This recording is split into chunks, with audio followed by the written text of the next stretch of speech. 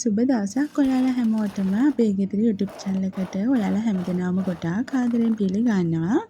ඔන්න ඉතින් මාසෙකටත් වඩා වැඩි කාලයක් ගියාට පස්සේ තමයි වීඩියෝ එකක් අරගෙන ඔයාලා බලන්න ආවේ. පහුගිය අවුරුදු කාලේ පොඩ්ඩක් මම කාර්යබහුල වුණ නිසා එක දිගටම වීඩියෝස් අරගෙන එන්න බැරි වුණා. ඔන්න ඉතින් මම අද ඔයාලට සැලකියාවක් විදිහට වඩේ හදාගන්න විදිය තමයි කියලා දෙන්නේ. වඩේ හදාගන්නකොට ඇතිවෙන සියලුම ගැටලු සහ ඒවට විසඳුමුත් එක්ක මම අද මේ වීඩියෝ කරලා ඉදිරිපත් කරන්නේ. මම මෙතන අරගෙන තියෙනවා කඩල පරිප්පු ග්‍රෑම් 500ක්. පරිප්පු ටික වැහෙන ප්‍රමාණයට මම මේ විදිහට වතුර එකතු කරගන්නවා. මේ පරිප්පු වටානා කියලත් හඳුන්වනවා. ඉතින් මේ පරිප්පු අරගනිද්දී ගොඩක් ඔයා සැලකිලිමත් වෙන්න.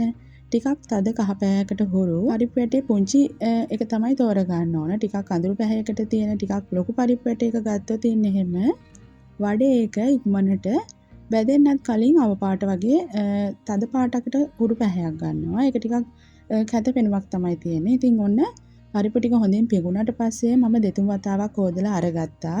ඊට පස්සේ මම මේ විදිහට මේ ටික අඹර ගන්න තමයි ලෑස්ති වෙන්නේ. බ්ලෙන්ඩර් එකෙන් මම අඹර ගන්න. එහෙම නැති කෙනෙකුට වංගිඩිය උනත් පාවිච්චි කරන්න පුළුවන්. මම දැන් මේ විදිහට පරිප්පු ටික කෑලි සහ පරිප්පු ඇටයි වගේම හොඳටම කුඩු වෙන වගේ තියෙන විදිහට තුන් ආකාරයෙන්ම තියෙන විදිහට මේක අඹරගෙන තියෙන්නේ.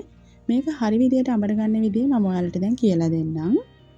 ඔයා පරිප්පු එකතු කරගන්නකොට බ්ලෙන්ඩර් කප් එක පිරෙන්නම එකතු කරගන්න එපා. හරියටම භාගයක් එකතු කරගන්න.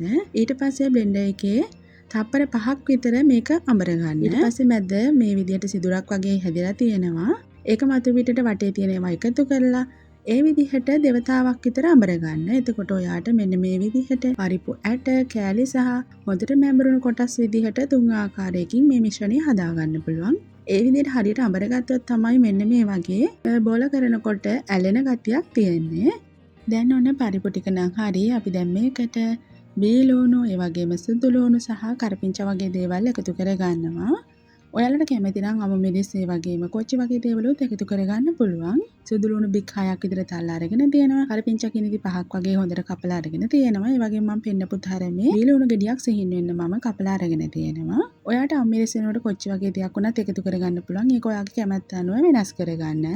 ඔන්න මම දැන් මේ එකතු කරගන්නේ අපේ මිශ්‍රණයේ තියෙන ප්‍රධානම රහස් අමුද්‍රව්‍ය. ඒ තමයි පොල් කුඩු. පොල් කුඩු මම අඩු කෝප්ප 3 කාලක් එකතු කරගන්නවා පරිප්පු ග්‍රෑම් 500ට. ඊට වැඩිපුර එකතු කරගන්න එපා. මිශ්‍රණයේ පදම වරදින්න පුළුවන්.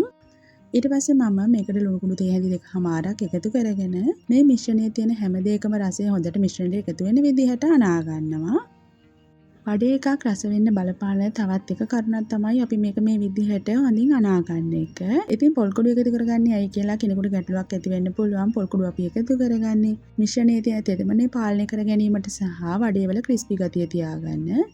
මෙන්න මේ විදිහට අතින් ඔයා තද කරලා බෝල හැඩයට හදා ගන්නකොට ඒ කැරෙන ගතිය අඩුවෙන් තිබුණොත් එහෙම පාන් පිටි වලින් තේ හැන්දක් වගේ එකතු කරගන්න. ඊට වැඩි එකතු කරගන්න එපා. වඩේ එක ඉක්මනින්ම මැලවෙන ගතියක් එනවා. ඔයාලට තවත් විශේෂ කාරණාවක් කියන්න ඕන. මේ පොල් කුඩු එකතු කරගනිද්දී පරණ කර එකතු කරගන්න එපා. ඔයා උයන් අරගන්න පොල් එදිනෙදා අරගන්න ඒවා ෆ්‍රිජ් එකේ දාලා එදා දවසේ ඇතුළතම පාවිච්චියට අරගන්න. ඉතින් දැන් ඔන්න මම මේ විදිහට වඩේ මිශ්‍රණයෙන් වඩේ හැඩයට හදලා වලට පෙන්නන්නේ. මේ විදිහට හදා ගන්නකොට ලස්සන හැඩයක් එන විදිහට ඔයාගේ මිශ්‍රණය තියෙන්න ඕනේ. ඒ කියන්නේ හොඳ ඇලෙන ගතියක් මිශ්‍රණයේ තියෙන්න ඕන.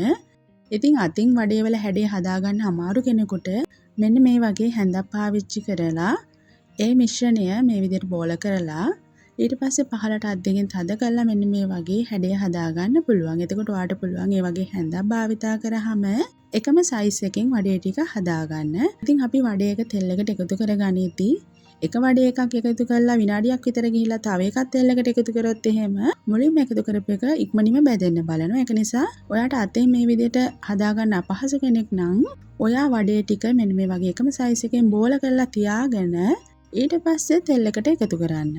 ඔයාට මේ විදිහට කුඩා හැන්දක් පාවිච්චි කරලා ඔයාලා දැකලා ඇති පාරි වඩේ කරත්තවල පුංචි පුංචි වඩේ තියෙනවා. ඉතින් ඒ වගේ පුංචි වඩේ හදා ගන්නත් පුළුවන්. ඉතින් ඔයාට කැමති විදිහට සයිස් එක වෙනස් කරගන්න පුළුවන්. දැන් ඔන්න මම මේ වඩේ ටික බැද ගන්න තමයි ලෑස්ති වෙන්නේ. හොඳින් ඉර තියෙන තාච්චියකට තෙල් මිලිලීටර් 750ක් වගේ මම එකතු කරගන්නවා. ඊට පස්සේ තෙල් එක හොඳින් රත් වුණාට පස්සේ වඩේ ටික තාච්චියට එකතු කරගන්නවා. මෙන්න මේ විදිහට තාච්චියේ පැත්ත බිත්තිය දිගේ වඩේ එක පහළට ලිසලා යන විදිහට තෙල් එකට එකතු කරගන්න. එක සැරේට අතාරින්න එපා. ඔයාගේ අත පිච්චෙන්න පුළුවන්. තෙල් එකට මම වඩේ දාගත්තන් පස්සේ මේ මොහොත වෙනකන් එක් වතාවක්වත් හැඳ දාලා ලවම් කරගත්තේ නැහැ. සාමාන්‍යයෙන් වඩේ එකේ මතු පිට දුඹුරු පැහැයක් හැරුණට පස්සේ තමයි මම හැඳ දාගන්නේ. මොකද නැත්නම් ඊට කලින් අපි හැඳ දදා මේක කලවම් කරන්න කියොත් එහෙම වඩේ ටික හිරෙන්න බලනවා. දැන් මෙන්න මේ අවස්ථාවේදී මම ලිපේ ගින්දර ටිකක් අඩු කරගන්නවා. මොකද වඩේ එකේ මතු පිට වගේම ඇතුළත් හොඳින් බැදෙන්න ඕන නිසා. මොකද අපි ගෑස් ලිපේ මේ වැඩේ කරගන්නකොට ඒකාකාරී ගින්දරක් එක දිගටම ලැබෙන නිසා වඩේ එකේ මතු පිට විතරක් බැදිලා ඇතුළ හමු වෙන්න පුළුවන්. එතකොට තමයි වඩේ එක නිවෙනකොට ඉක්මනින්ම මැලවෙන්නේ. දැන් ඔන්න මේක හොඳ බැදුණු පෙනුමක්. ඒ කියන්නේ ලස්සන ගෝල්ඩන් කලර් එකකට බැදිලා තියෙන්නේ. දැන් මම මේක තාච්චියෙන් ඉවත් කරගන්නවා. තෙල් ටික මේ විදිහට හොඳින් බේරගෙන. මේ වගේ ලස්සනට වඩේ ටික බැදෙන්න නම් සාමාන්‍යයෙන් විනාඩි 15ක් 20ක් වගේ අතර කාලයක් ගත වෙනවා. ඉතින් ඊට පස්සේ අපි දෙවෙනි වතාවට ආයෙම වඩේ ටික එකතු කරගන්නකොට විනාඩියක් දෙකක් තෙල් එක මුලින්ම රත් වෙන්න ඇරලා තමයි ආයෙම වඩේ ටික එකතු කරගන්නේ. මොකද නැත්නම් මෙහෙම තෙල් එකේ ටිකක් නිමුණු ගතියක් තියෙන නිසා වඩේ එක බැදෙන්නේ නැතුව ඒක එහෙමම ඉහිරෙන්න බලනවා. අපි දෙවෙනි වතාවටත් එක සැරේම වඩේ ටික එකතු කරගත්තා තියෙන්නේ එහෙම. ඔන්න මම ආයෙම ඔයාලට මුල සිට පිළිවෙලින් කියනවා මේකේ තියෙන රහස් ටිප්ස් ටික.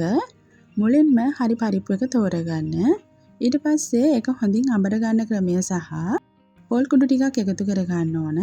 අපි එකතු කරන ඒ කියන්නේ බීලුණු, කරපිංච, සිදුලුණු වගේ දේවල් අනවශ්‍ය විදියට එකතු කරගන්න එපා. එහෙම මොනොත් ඉන්නේ එහෙම වඩේ එකේ තියෙන කෑලි ගතිය වැඩි නිසා වඩේ එක ඉක්මනින්ම කැඩෙන්න බලනවා වගේම ලස්සන හැඩයක් කරගන්න බැරි වෙනවා.